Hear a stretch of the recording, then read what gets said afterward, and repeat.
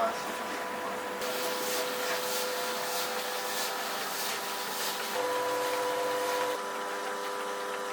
お客さんが納得しなかった。これはあれ、船って呼ばれるもの。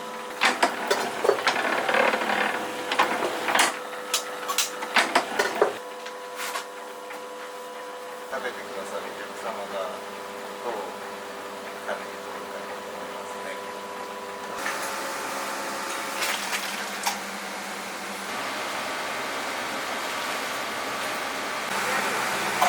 全部焼けちゃって残ってないんですよ。引っ越してった時にご近所に配るんですね。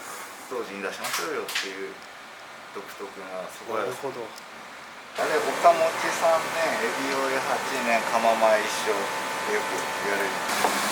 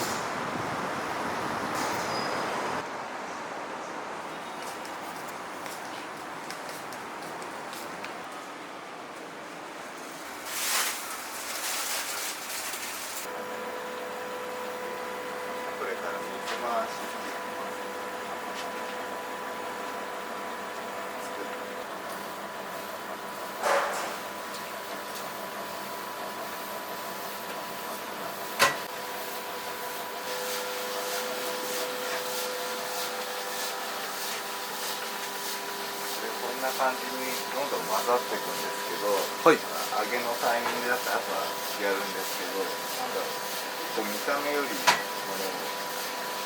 音が大事で。あ、なるほどですね。これ癖があるんですけど、見るよりもはいはい、混ざる音で判断されてるんですよ。そうですね。なるほどです。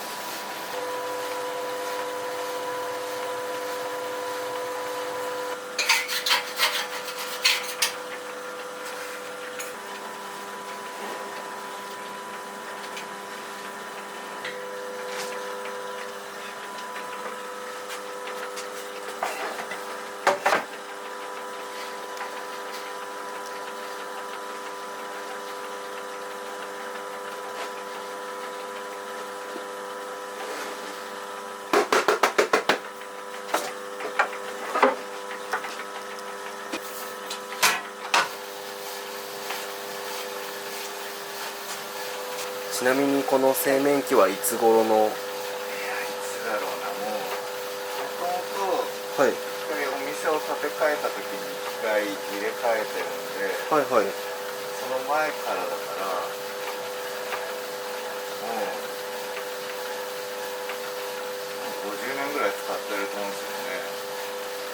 やっぱ昔ながらの新しいことしようとしてこっち導入したんだけど、はい、やっぱりお客さんが納得しなかったみたいな。味が変わっちゃったみたいなことですかね。じゃあそれをきっかけに新しいものを導入したけれど元に戻したっていう。なるほどですね。やっぱ作り方変わる、使う機材が変わるだけで味も変わっちゃうんですね。ありましたね。ただそれは前の世代の話で、僕はその頃まだ幼稚園からやったんで、その当時の、ここの人の判断でしょうね。なるほどですね。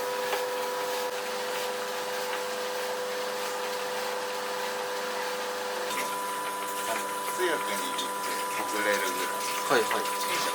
それをこっちに。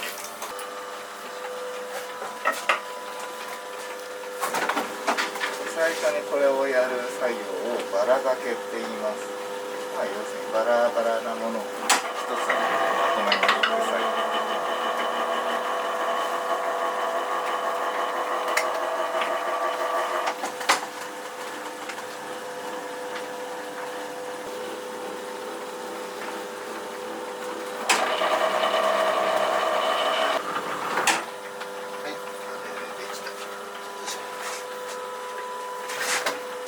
これでできたこれを綿の帯と書いて綿帯って言います。なんか着物の帯みたいな。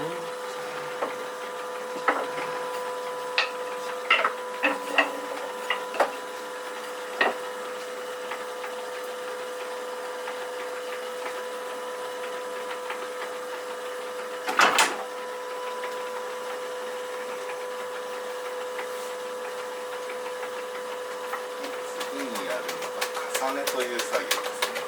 これやっぱ1回だけ、バラがけしただけだとまだ弱いんで、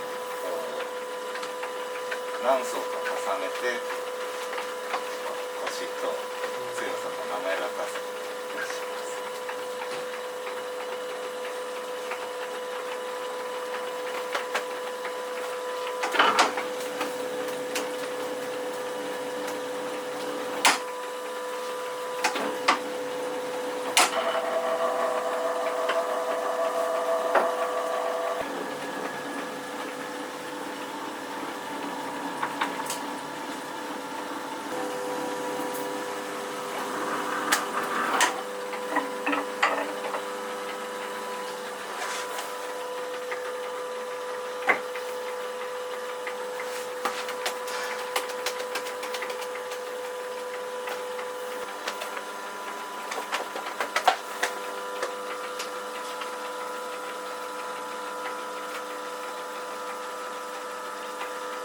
まあ、打ち粉でございます。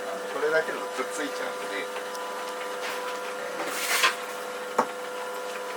ここに粉をまとわせてくっつかない。はい。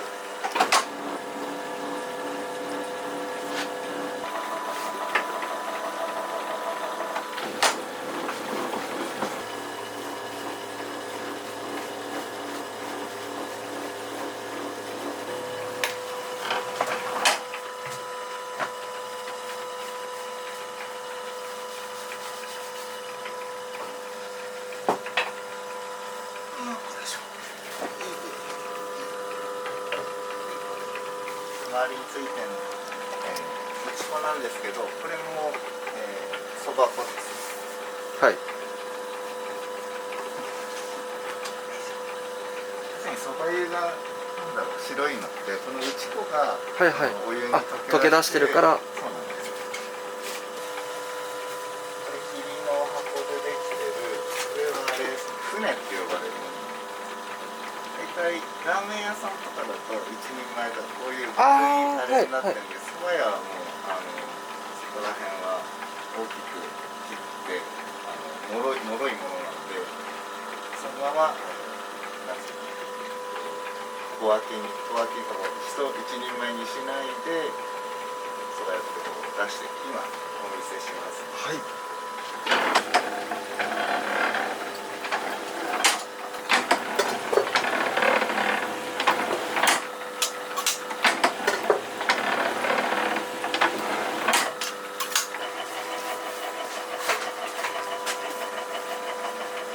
それをこうなんだろう、必要な何人前とかをこう釜にぶっ込んで、釜は取らない。この1ロールでだいたい何人前ぐらい上がるんですか？大体これが10人前です。その1箱というか、これこれで大体10人前で2つなんで20人前ぐらい。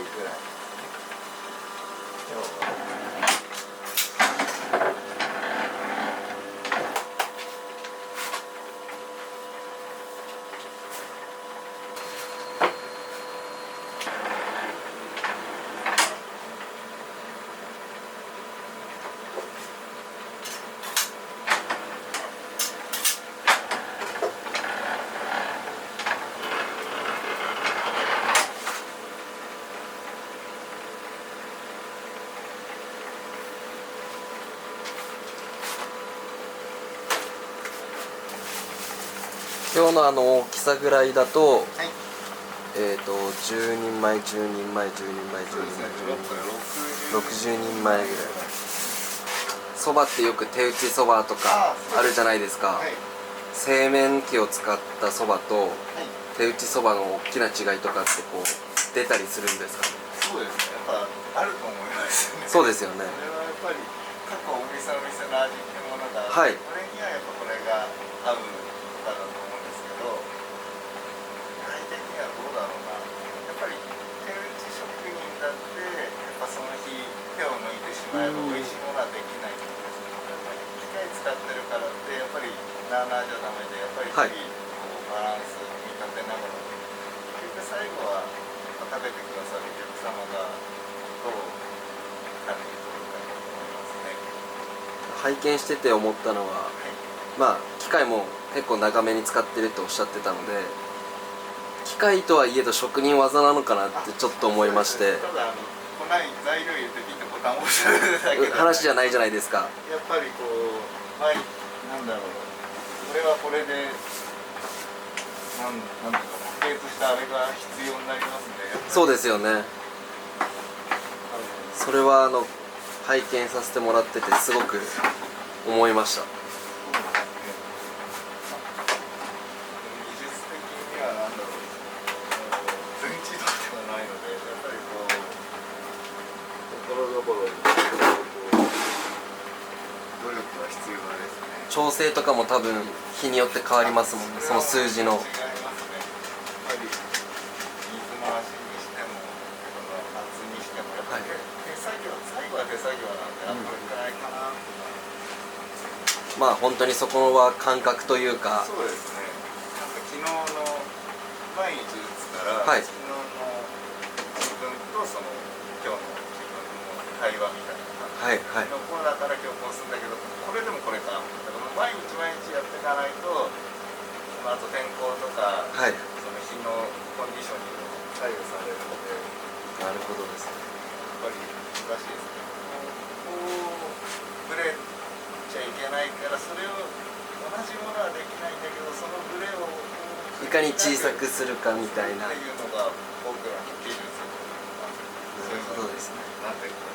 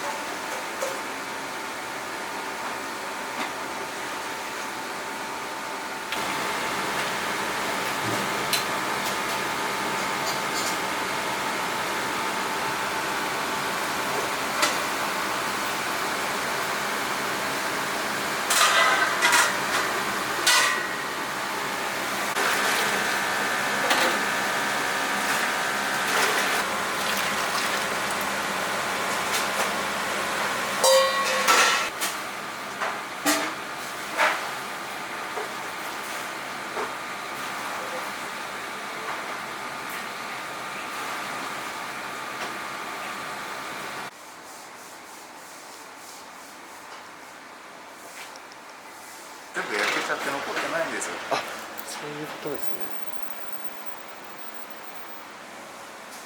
電話番号とかも今東京とか03、4桁じゃないですか。3631とかなんなんだ。これもう2個なの。文明堂のカステラ1番、電話は2番って言うんですけど、あれ要するに文明堂さんが引いた電話が2番。あそこから数えると63ってわけではないんですけど、要するに2桁、その前に1桁があるわけですよ。なるほどですね。2桁です。引っ越しそばってなんだろう、細く長いじゃないですあ、か。はい。だから引っ越してった時にご近所に配るんですね。そういう風習があったんですよ。でそれがなんていうの、これまあ当時のお歳暮とかではない年賀とかで、要するにそばのそば券みたいなのがあって、それを差し上げるんですよ。でそれもらった人が要するにここに来てそば食えるっていう、そういう今でいうなんだろうな、クーポン券はいはい。みたいなのをこう当時は配るっていう、そういう風習があったんで、まあ、家建てた時に紅白まんじゅうとかを投げるような文化と一緒ってことですよね。それと一緒です。それがこれですね。昔今はもちろん使ってないですけど、そういうのもあったんですね。あれそもそもなんでそば湯って飲むかごあ、存知ですか？それはちょっとわからないです。実はですね、そば粉の主成分でルチンというのがございます。とても体に物質とミネラルも多い、なのでそれが水溶性で、要するに茹でるんだけど水に溶けやすいものであると。それで、もったいないねって言って、当時の人は要するにそばすするじゃないですか。当時の人は本当に頭良かったんだと思います。無駄なくその茹でた汁にも栄養分が流れ込んでいるから、それを最後の締めにお茶代わりに飲みましょう。でそうすることによっておつゆも全部飲み干すわけじゃない。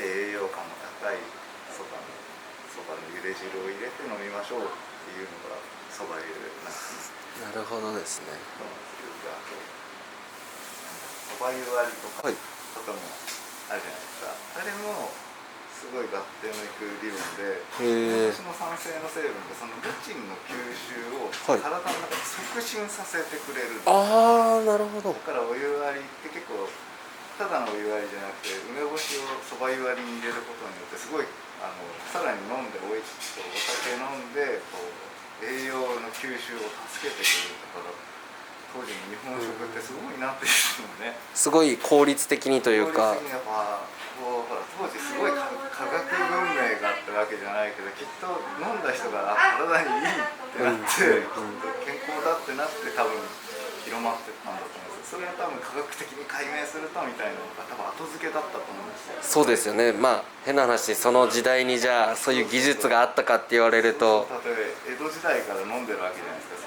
それでもやっぱ体にいいもんだから。なんか本能的に分かってたんでしょうね、きっと。なんかこれ飲んでると調子いいなみたいなのがあって、これなんかどうやら調子いいらしいぞみたいなのから広まってって、まあ今の時代になっておそらくその主成分だとかなんだかんだって調べるようになった時に初めてすごく合点が。そうなんですよ。こういうことだったんだ昔の人すげえってなって。そういうことですよね。そう昔の人すげえ、僕もその一人なんですけど、考えられてるな。確かそういらっしゃいって言うんですよ。いらっしゃいませじゃないんですよ。あれって例えばお寿司屋さんだったららっしゃいな。結構決まり事があって、あ実はでお蕎麦屋さんいらっしゃい、シャを伸ばす。麺にかけてですね。はい。ああ、なるほど。蕎麦屋はいらっしゃい。寿司屋はほら江戸っ子の気でこうなんか世話しないから、いらっしゃいってだって結構あれも決まってて、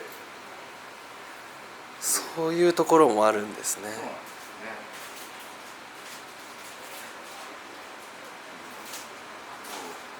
ちょっと業務用のあれですけど、はい。例えばなんだろう、なんか森とかはい名前とかたぬきそばとか、はいはいああいうのをですね、独特な要するにここスタッフさんがオーダーを受けて、厨房に通す時のはい独特な通し方、まあ何でもそうなんですけど、森がはい一つはいとたぬきがはい二つだったら、普通森一枚とたぬき二つですはい通す。それをお蕎麦屋さんだと森月三杯のたぬきって通します。なるほど。これが例えばここのテーブルのはい人が、2番テーブルがそこで、まあ、5人来たとしましょう。はいキツネが3つ、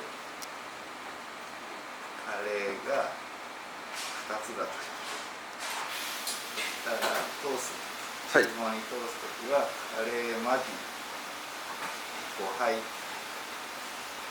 のきつね。これなんでかっていうと、森が1個ついた全部で3杯のたぬきです。はい全部で3杯のたぬき、これがこの1テーブルのことを巻くっていうんですけど、はいお客さん3人で来たらやっぱり例えば森だけ先に来てはいはいはい10分遅れたらこっち食べ終わっちゃうじゃないですか。ああなるほどですね。なるべく同時に出しましょうよ。で厨房にそれを通すことによって厨房の釜場とこう中台っていって、そばを茹でるはい人の人は、全部で3杯なんだって言ったら3個茹でられますよね。でこれがついてるんだ、これが多いんだで量っていうかあれも配分分かる。でこの混じりっていうのは全部これも同じで5杯ので、何が混じってんだろうっつったら少ない方、はいカレー全部で5杯なんだけどきつねが多いで、こっちが混じってるっていう考えだから混じりっていうと2、3なんですよ。こっち月ってなると1個作ってる。なるほど。でそれが要するにこっちに3人こっちに5人入った時に同時に全部はできないんで、この枠で作りましょうよ。だから1回 3杯茹でてこっちで5杯5人分茹でましょうよ、1回じゃ茹でられない伸びちゃうんでっていうで同時に出しましょうよっていう独特なそこなるほど。はあ、これは初めて知りました。そうです。だから他の蕎麦屋さん行っても例えば普通に3人ぐらいにいて、はい、その時はお客さんには森ちゃんですね、あえてたぬきさんに2個ですね。で裏行くと多分こういう通し方してるところ結構普通の蕎麦屋さんだとフランチャイズだとね、みんなピスピスってやるから、もう今出てくるだけですからね。あれですけど、言い方言い回しみたいなのが発展してったんだと思う。まあそのお寿司屋さんがどっちかスタートかは分かんないですけど、これ下駄とか言うじゃないですか。下駄って3つのことじゃないですか。そういうのを粋なあれですね。呼び方というか。蕎麦屋さんだとこんな感じのがありますよ。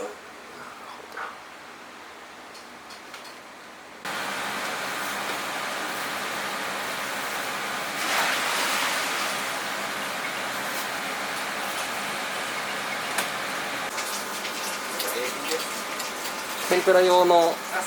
天ぷら用の。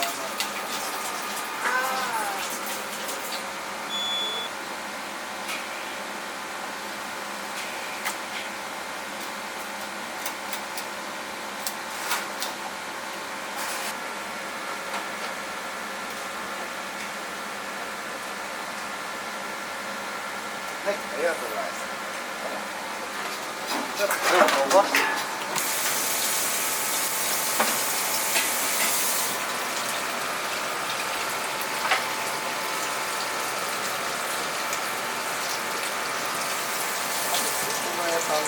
はい、なんとか何年なんとか何年なんとかなんとかっていう、よくフレーズがあるけど、あれ岡持ち3年エビオイ8年釜前一生ってよく言われる。岡持ちって出前のことなんですよ。あ、岡持ちが出前。はい。そう、それを何年間やりなさいしたらこれを何年間やりなさい、それでこれはそしたら一人前だよみたいな、そのランクっていうのだけど、それのこれがエビオリってやつですよね。その作業が本当に蕎麦屋さんであれ中だとそうですね、これ基礎みたいな。そうですね、これまずやっぱり出前、その外っ走りですよね。まずやった後は仕込みをやる。で窯前に関しては一生もんだよ、一生やるんだよ、その完成形がないよっ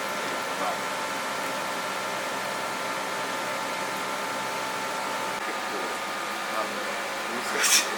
その折るというか理由としては揚げた時に、そうです、包丁入れる方もいるんですけど、はい、揚げた時にこうお菅井さんの天ぷらそばって立ってるじゃないですか、はい、天丼とかあれって普通エビってこのままやっぱりくるっと火入れるとなっちゃうんだけど、その曲がる部分を手で折っていって曲がらないようにする作業です。はい、丸花でございます。はい、出前ですね。はい、ありがとうございます。住所とお名前をお願いいたします。はい。どこでしょう。サラさん。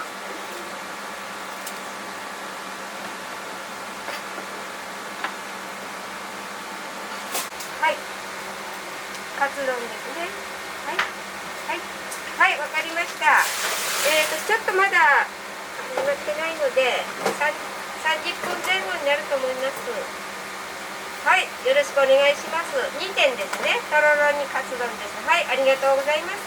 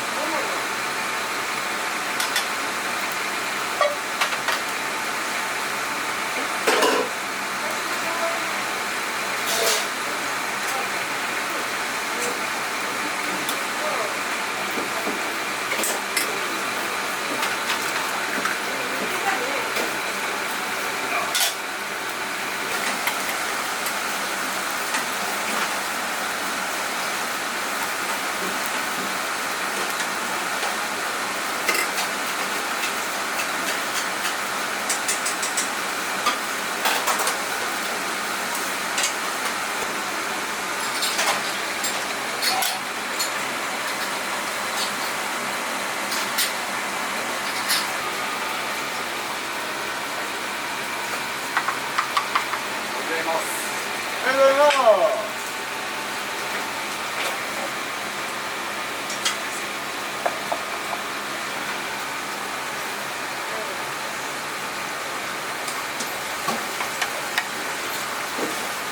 上に。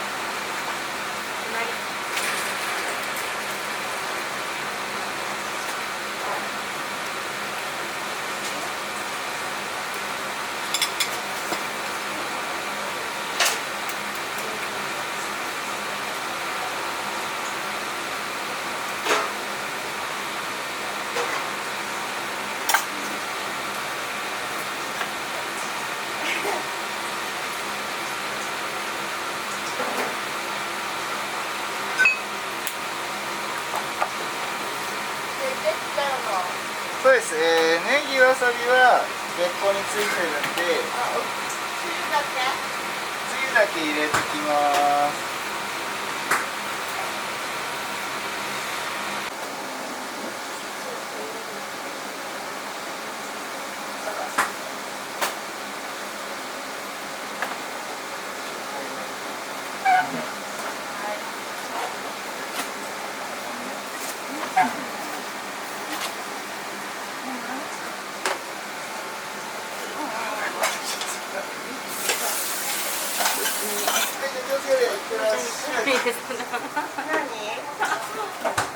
いいか。やめて。シルクしてあげて。やめて。これ別個にして。やめて。ふみちゃん。やめてやめてやめて。お母さんをつって。あげてください。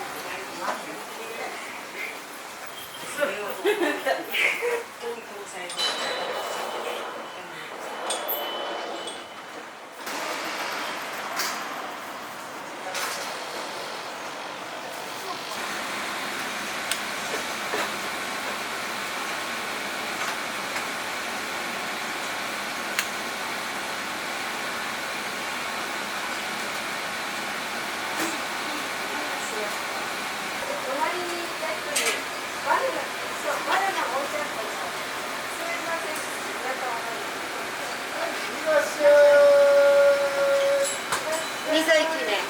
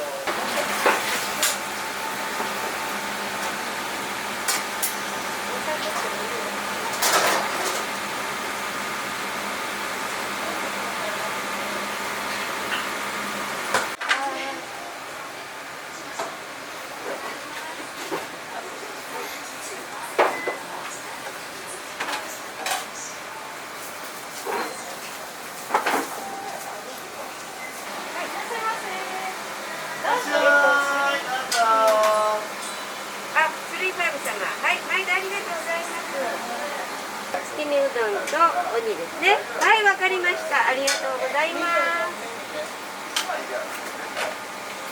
肉なん出します。はい。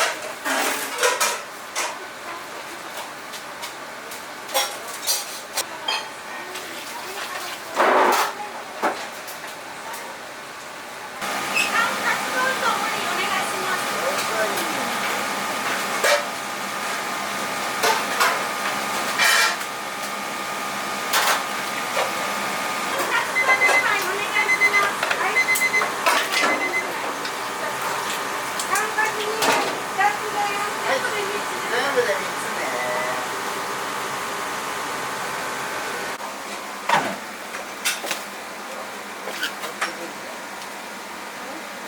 大佐全部で餅つき4枚になります。最初の大盛りです。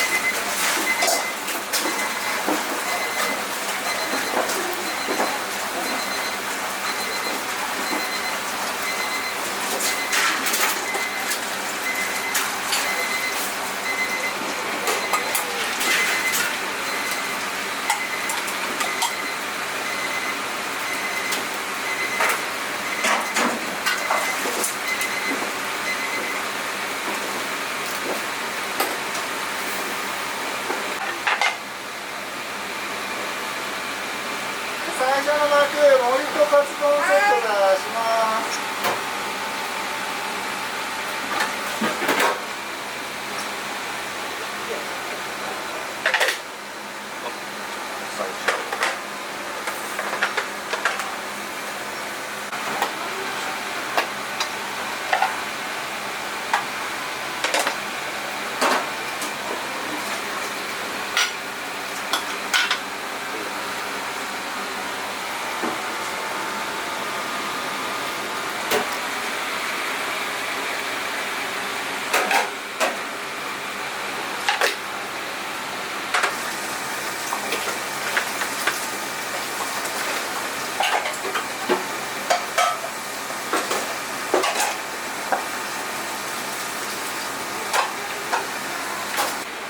どうぞ空いてるお席どうぞ。いらっしゃいませ。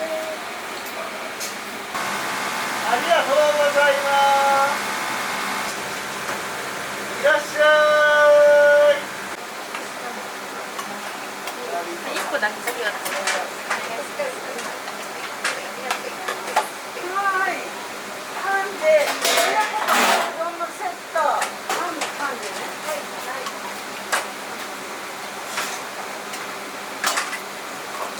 8番オーダー。一つお願い。フライ入りました。冷たいそばね。1個。 8番さん、1つ。とりあえず1つ。フライね。お願いです。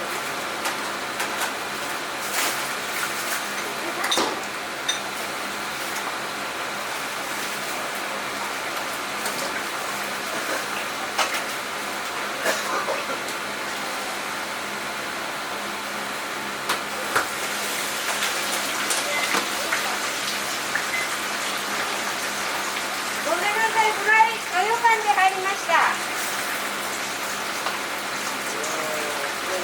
パンのカツ丼セット追加。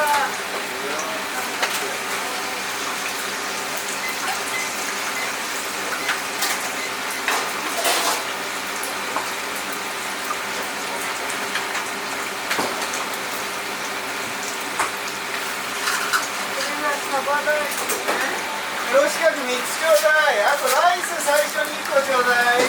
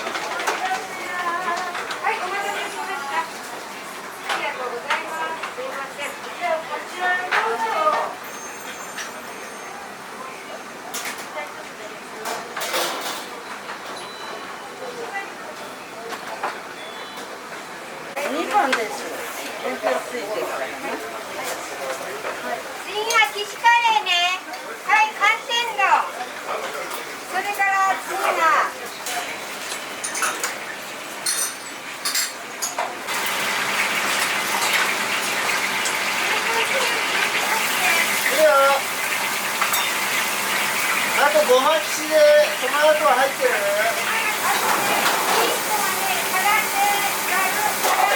い、その後です。2マス目。ありがとうございます。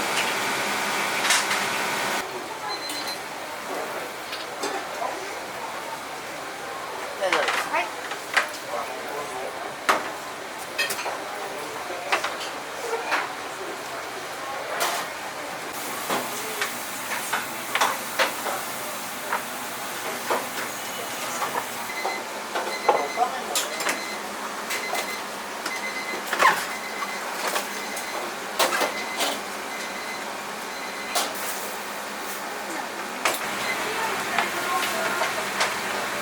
ありがとうございます。改めまして森があります。なめこおろしと浮きがあります。カツ丼セット2つ、土曜館そばが大。浮きが出たからなめこおろしを先に出しましょう。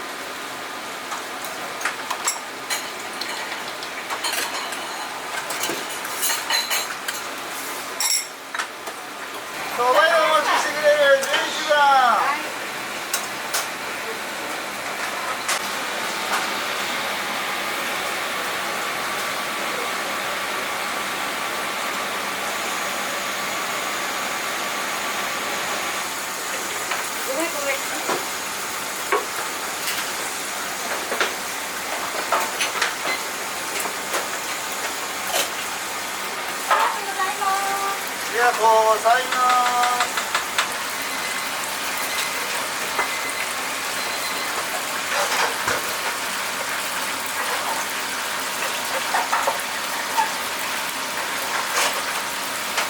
じゃあ出前ですよ。ワンコイン右なしよろしく。順番に行きます。はい、1300円から。はい9000円お返しで、はい、こっち。はい、出前出します。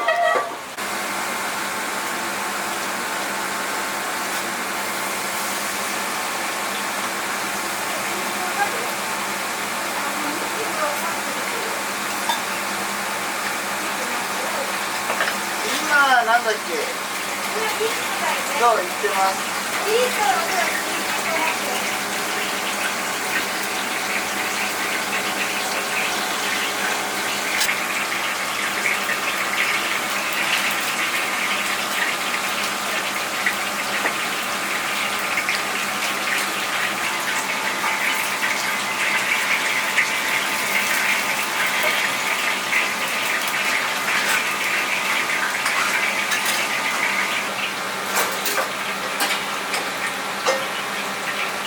やだ、上がりました。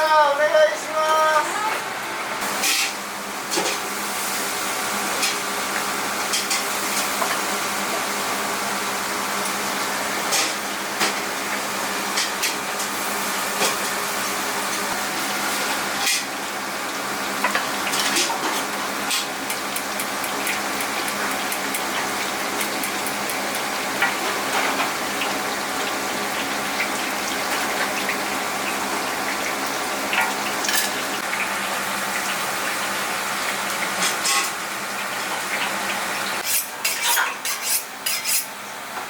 姉ちゃん、親子丼ね。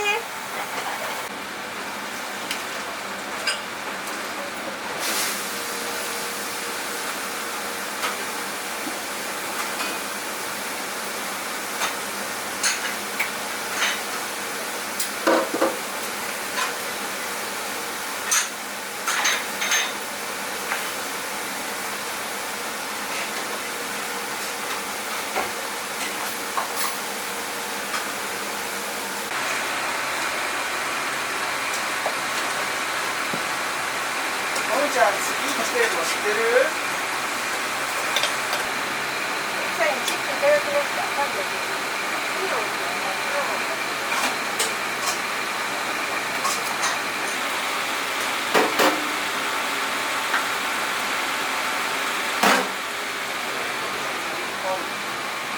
あ、これでいってよ。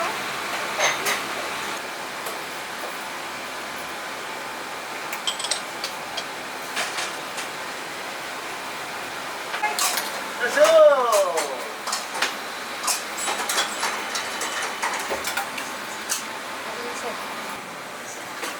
ごめん、ちょっといいかね。